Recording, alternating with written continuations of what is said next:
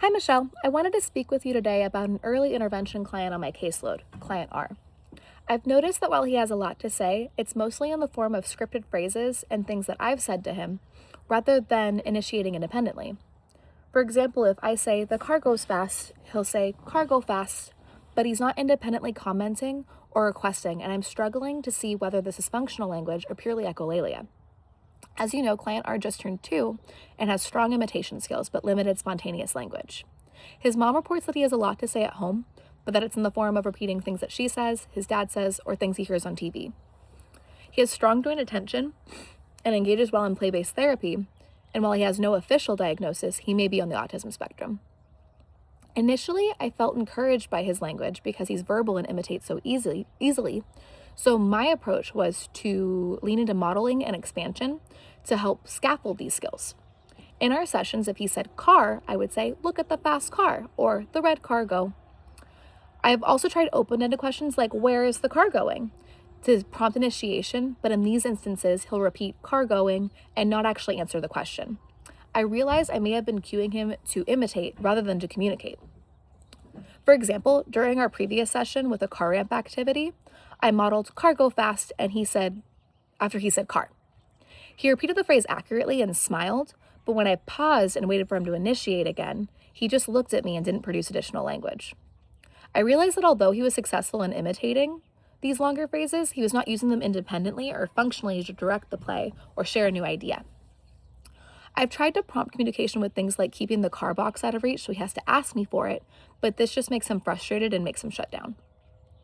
I've tried sentence starters like ready, set, and pausing to see if he'll finish the statement, but he'll normally just look at me expectantly and not actually say go. I've also tried reducing my scripting and speaking to see if I'm overwhelming him with information. Still, the result of these approaches is mostly repeating back what I say with minimal, if any, spontaneous language. I'm concerned we may not be building on his language in an age-appropriate way that it would help him expand his communication skills. At this age, I would hope to see more two-word combinations used for requests and commands.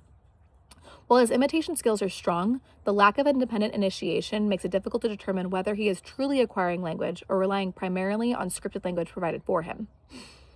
I'm also aware that increasing my own language output may unintentionally be increasing the amount of language available for him to echo, rather than encourage his own functional language.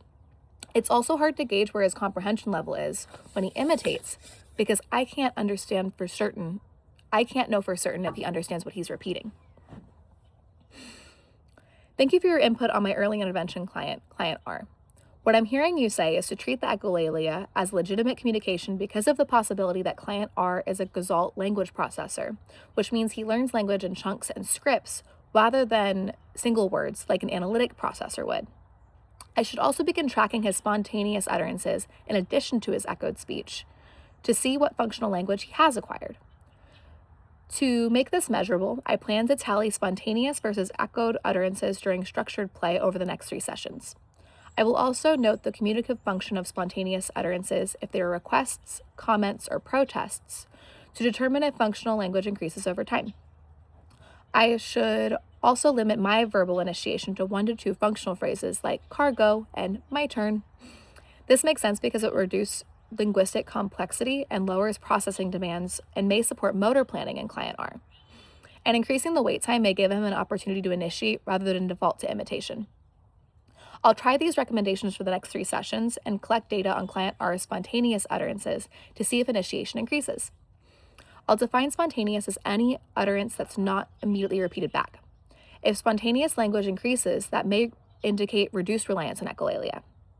My goal is not to eliminate the echolalia, but to help Client R move towards more flexible, self-generated language that allows him to communicate across settings. Increasing spontaneous language now may support stronger expressive language outcomes as his vocabulary grows. I'll also suggest to his mom to use shorter models and longer wait times at home, since she also tends to ask him frequent questions and not allow enough time for him to respond. I'll model the strategy to her during our session by demonstrating how to use brief functional phrases and intentional wait time. I'll also explain that the reason why we should reduce questioning and help her understand how strategic silence can help create opportunities for Client R's initiation. This case has helped me reflect on my own clinician talk time.